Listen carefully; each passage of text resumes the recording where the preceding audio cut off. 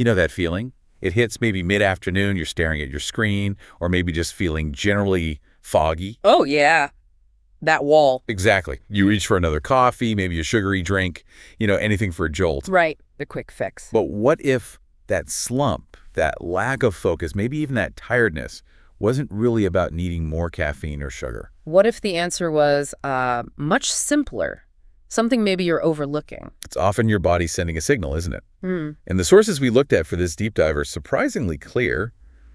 That signal could very well be asking for water. Spot on. This deep dive is all about hydration habits. We've got this stack of sources, research, articles, notes, and they all point towards the huge, sometimes really surprising power locked up in just drinking enough water. It sounds so basic, almost too basic, right? It does. But our mission here is to unpack these sources, pull out the most important insights, and give you some really practical, actionable ways to drink more water and understand why it matters so much. Yeah, get ready for maybe a few aha moments about something you do or maybe don't do every single day. Definitely. Okay, let's jump in.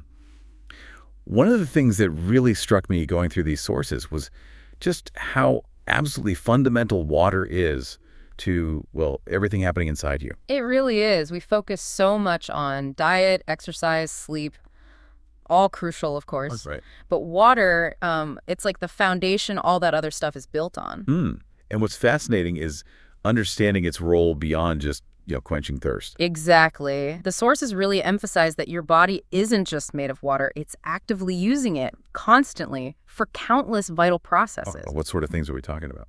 Well, maintaining that crucial electrolyte balance, for one, keeping blood pressure stable, lubricating your joints, which makes movement feel easier, regulating body temperature. The body's internal thermostat. Kind of, yeah. It's like the body's climate control and transport system all rolled into one. It carries nutrients and oxygen, flushes out waste. It's busy. And it's not just the physical stuff either. Yep.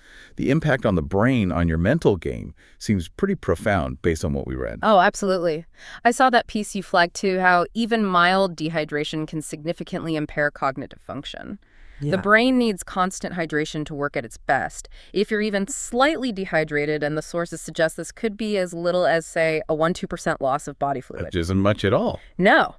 And you can see a noticeable drop in focus, reduced mental clarity, slower reaction times, even problems with memory. So that fuzzy feeling, that difficulty concentrating, could just be thirst. Very likely. It's your brain basically asking for a top-up. Okay, so what happens then when you don't get enough?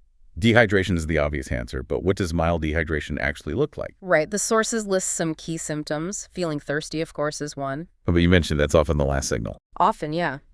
By the time you feel really thirsty, you might already be experiencing other things like fatigue, maybe a dry mouth or skin, perhaps noticing you're not urinating as often, or that your urine is darker than usual. Like a darker yellow. Exactly. Headaches are common too, feeling a bit lightheaded or just generally tired. It's interesting what the sources said about thirst then, isn't it? That if you rely only on thirst, you're probably playing catch-up all day. You are. You're likely operating below your peak function quite a bit of the time. And obviously, severe dehydration is serious, needing medical help. Yes. Definitely. Confusion, fainting, not being able to urinate, rapid heart rate, those are emergency signs.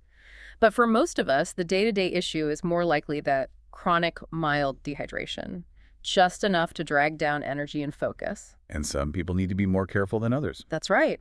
Infants, older adults are more vulnerable. People exercising hard, especially in the heat, or anyone sick with fever, vomiting, diarrhea, they lose fluids much faster.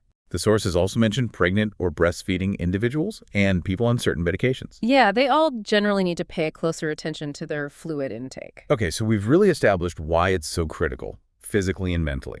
Now the big question, how much water do we actually need? Is that classic 8 glasses a day rule still the way to go? Well, the sources were pretty clear on this one. While 8 glasses is, easy to remember. Super easy. It's not really based on strong science as a one-size-fits-all rule. It's an okay starting point maybe, but your actual needs are much more individual. Right. So what's a better guideline? The sources often cited the National Academy of Medicine recommendations. They suggest around 13 cups, that's about 3 liters of total fluid from beverages daily for men. Okay. And about 9 cups, which is just over 2 liters for women. And the key phrase there is total fluid, right? Not just plain water. Exactly. This was a key insight for me, too. It includes fluid from all beverages, milk, herbal teas, even coffee and tea in moderation count towards that daily total. And food. I hadn't really thought about how much hydration comes from food. It's significant, especially water-rich fruits and vegetables. They contribute quite a bit. So when you're thinking about those 13 or 9 cups, it's not just about how many water bottles you empty. No. And your personal needs will vary quite a bit based on your age, sex, activity level, the climate you live in, your health status, lots of factors.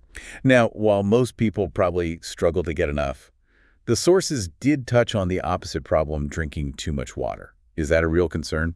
It is possible, yes, though it's much less common. It's called hyponatremia or water intoxication. Basically, drinking excessive amounts of plain water without enough electrolytes can dilute your blood sodium levels. And that causes problems. Yeah, symptoms like confusion, headache, nausea, muscle issues. But the sources were quick to point out it's rare in healthy people. It's more of a risk for, say, endurance athletes who drink massive amounts of water during long events without replacing electrolytes, or people with specific medical conditions affecting kidney function. For most folks, the focus really needs to be on getting more fluids in, not worrying about overdoing it. Got it. And for figuring out if you're generally on the right track without complex calculations, the sources offered a really simple check. Yes, the urine check, it's surprisingly effective. Just glance at the color. It should ideally be a pale yellow, like lemonade. And if it's darker, like apple juice. That's a clear sign you need to drink more fluids. Another indicator is just frequency needing to go every 2-3 hours usually suggests you're well hydrated. Simple enough. Okay, so we've covered the why and the how much. Now for the really practical stuff, how do we actually do this? How do we get more hydration into our busy days? The sources had some great hydration hacks. Yeah, simple methods to make it stick. First off, let's tackle the boring factor. Plain water is great. It's the foundation. But it can get repetitive. It can. So making it more appealing is key for consistency. The sources had loads of ideas for infusing water naturally. Oh yeah, like adding fruit. Exactly. Berries, citrus slices, lemon, lime, orange, cucumber is great, watermelon, kiwi. You can also use herbs like mint, basil, even lavender or sage. Mint and cucumber is a classic. It is. Or lemon and ginger, even a cinnamon stick or some fresh ginger root. The point is to add flavor naturally, without all the sugar or artificial stuff in sodas or juices. And using an infuser bottle or pitcher makes that pretty easy.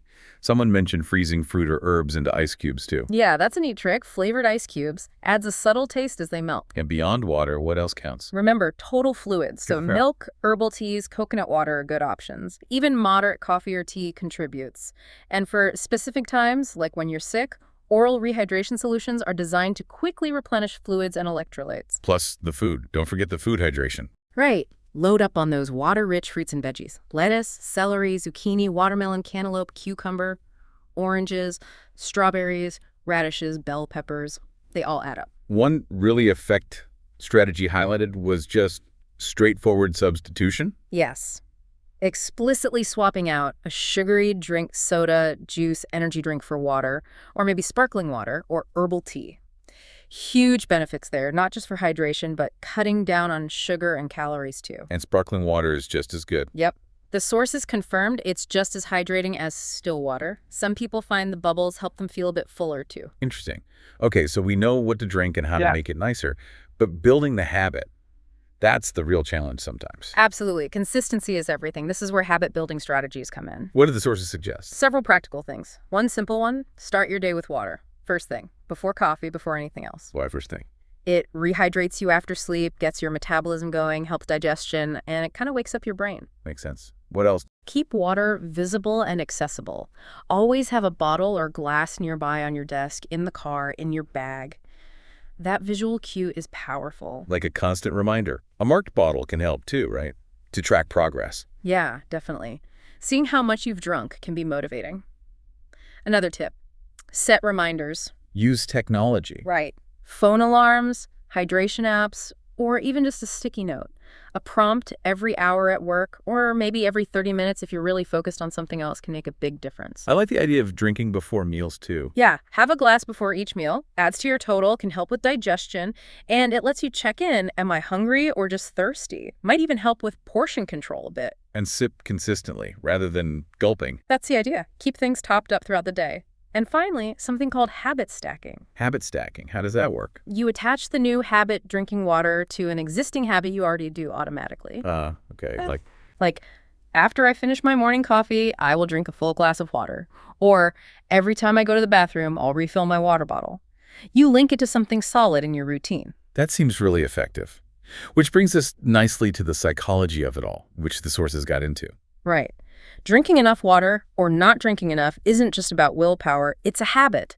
And habits run on that cue craving response reward loop. Can you break that down for hydration? Sure. The cue could be seeing your water bottle, feeling a bit sluggish, or getting that phone reminder. The craving is wanting the benefit, more energy, better focus, feeling refreshed. The response is the action, taking a drink. And the reward is that feeling of improvement, which reinforces the whole loop. Makes sense.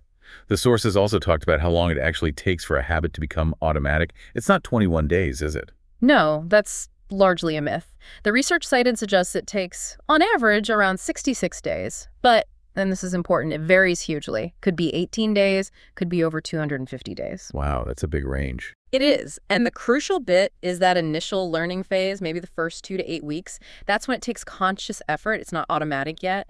And that's often when people give up. So consistency early on is really key. Absolutely critical. So how do we apply all this habit science specifically to drinking more water? First, identify your cues. When do you remember or forget to drink? When do you usually reach for something else instead of water? Use those moments. And leverage your environment. Yes. Make water the easy, obvious choice. Put that bottle right where you'll see it constantly. Design your space for hydration success. And focus on the reward. Really notice the benefits. Exactly. What does being hydrated feel like for you? More energy, clearer thinking, better digestion. Pay attention to those positive feelings and consciously link them to drinking water. What if it just feels like too much effort initially? Start ridiculously small. Use that 2-minute rule idea. Make the very first step tiny. Maybe today it's just filling the water bottle and putting it on your desk. Tomorrow, take 1 sip. Build momentum slowly. Consistency over perfection. Always. If you miss a day or don't hit your target, it's fine. Just get back on track with the next glass, the next sip. Don't let one sleep derail you. Okay, so pulling this all together then, staying properly hydrated is just fundamental for physical energy, for mental sharpness. Absolutely. And your personal needs are unique, more nuanced than just 8 glasses, but simple checks like urine color can guide you. And building the habit is achievable. It's not about brute force willpower, but using these smart, practical strategies and understanding a bit about how habits actually work. Right. The real power lies in those small, consistent actions, making water appealing, keeping it visible, linking it to your existing routines, and listening to your body. So for everyone listening, think about your own day, your own rhythm. Where could you easily slot in one simple hydration habit? Maybe it's that first glass in the morning, or keeping that bottle right next to your keyboard, or committing to water before lunch and dinner. Just pick one thing to start with. And here's a final thought to mull over. What if optimizing this one seemingly simple habit, consistently drinking enough water, could be that surprisingly powerful first domino? The thing that unlocks more energy, better focus, and maybe even greater well-being in other parts of your life. Yeah. Pay attention to how you feel. Listen to those simple signals your body is sending you all day long. It's probably telling you more than you realize.